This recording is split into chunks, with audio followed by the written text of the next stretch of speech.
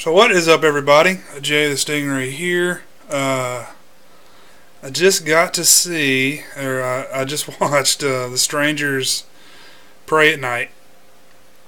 I have to keep looking at to see whatever the hell that subtitle is because that's stupid.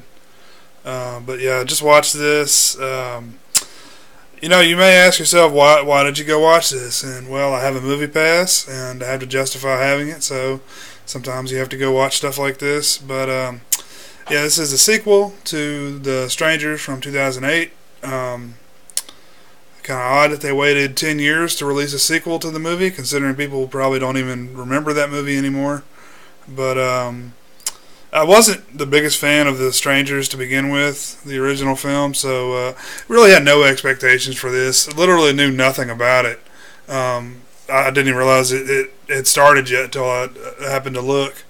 And the whole time I was watching the movie, I was like, man, that looks like Christina Hendricks, and she looks so familiar. And turns out it is Christina Hendricks. I don't know why she decided to do this caliber of movie, but she did. And another reason why I wanted to watch it now is because it's not going to be there next week. And with these movies, you got to strike hard and strike fast, or they're going to be gone. But yeah, Christina Hendricks is in it. It's directed by Johannes Roberts, which I think he did that 47 Meters Down, which I just watched the other day, and that was a pretty good movie. But this one, not so much. But this also stars, I thought this was interesting, Lewis Pullman, which is actually Bill Pullman's son, and you can kind of tell. But yeah, he plays the teenage son. But oh man, where do I start with this movie? I've got the movie pass, and that's why I saw this. But I also want to support theatrical horror movies because they don't happen very much anymore, unfortunately. Even though I didn't enjoy this, I'm glad I got to see a horror movie at the big screen, as opposed to everyone downloading it and watching it on their iPhone or whatever the fuck people do these days. They get a really shitty copy that's in Chinese and watch it on their iPhone and think they're really cool. But yeah, that's why movies suck, guys, because you're downloading shit all the time. But anyway, this it's I didn't like the first film, didn't know what to expect, and this is it's so weird, such an odd concept. It comes up, it starts, it says based on true events, which everything I've read, that's not true at all. It's nothing about it is based on true events other than the guy that wrote it, Brian Boitano, the guy that wrote and directed the first film. He had a girl that knocked on the door and then walked away and acted weird. That's essentially the same thing that happened in the first film. So that's the only thing that actually happened, that's remotely true. But I guess my biggest complaint about this, well, I get into the plot. You got a family, a husband, wife, two kids are going for a family trip, right? And hey, let's go to a trailer park, right? That's a great, obviously great fun time for the family.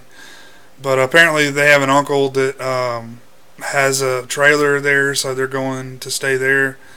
But I mean, this for a trailer park, it has really great amenities. I don't think I've seen cool stuff like that. It has a little general store, it has a really cool pool. That I've never seen anything like that before at a trailer park, but so be it. So you've got their family. They're trying to work out all their family bullshit. It's like a husband, wife, teenage son and daughter, and they go stay at this place. And as soon as they get there, shit starts happening, obviously. But it's why sit it in a trailer park? I guess it's something different. I don't think I've seen that before, so I will give it that. But I don't know. With these things, it's always like cell phones. So their cell phones get destroyed, obviously. I'm not going to spoil anything if you want to watch this, which I wouldn't recommend watching it. But so basically they go and they're running from these psycho killers. It's very similar to the first film. But the characters are terrible. The acting is terrible. I guess Christina Hendricks does an okay job, considering she's won a lot of awards and stuff. She should do a good job, I guess. But very very unlikable characters to begin with. I almost like the killers more than I like the people you're supposed to be rooting for. But they're stupid. They like really stupid music. Like whenever they kill somebody, they put on this like weird synth, like 80s style. It's like power ballads, and not even that, not even a power ballad, like total eclipse of the heart. Like what would you call that? Just like some weird pop song? I don't even know what you would classify that shit as. Anyway, that's a big scene in the film. They play that song. So anyway, these they're being real, savage, killing people, listening to this garbage music. It doesn't work. I'd say one good thing about the film is it's short. It's an hour and 25 minutes long. Awesome time. Awesome. You don't have to sit too long. You don't have to suffer too long. There are some decent kills. Gore's okay. Oh, jeez. I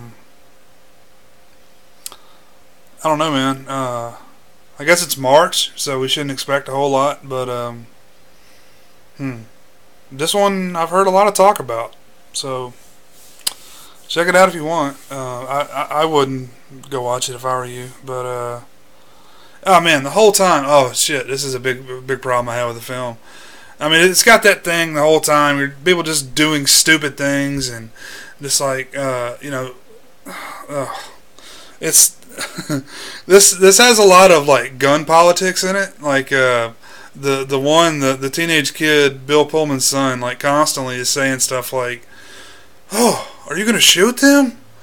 No, like I don't want to spoil anything. They just killed someone that we like, and no, I'm not going to shoot them. I'm going to let them kill us also. Like, and like, oh, do you know how to use that gun? Like the gun, they finally find a gun, and it's just a very simple revolver.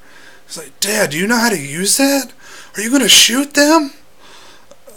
First of all, do I know how to use that? I mean, I feel like if you have a basic comprehension of basic physics, you can figure out how to use a revolver. Like, you take the bullets, you put them in, you pull the trigger. You don't even have to pull the hammer back if you don't want to. Just pull the trigger.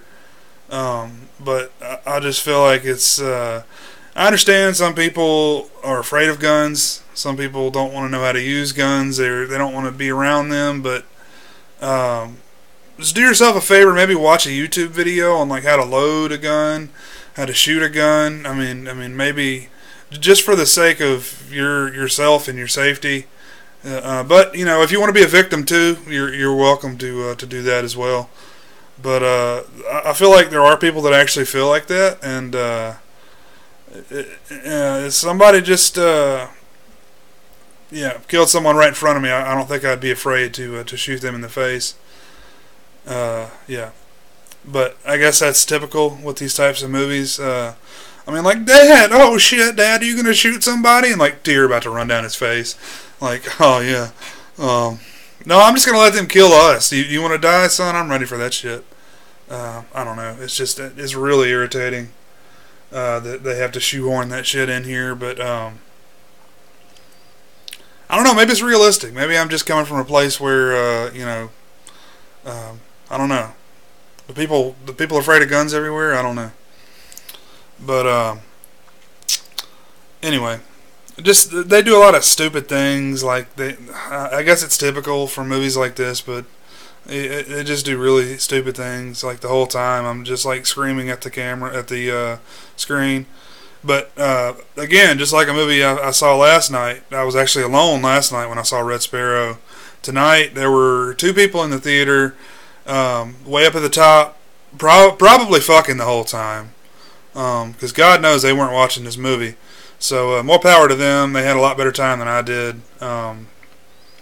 So yeah, if you want to go see this and you wanna fuck, go see this movie, because there probably won't be anybody else in there with you.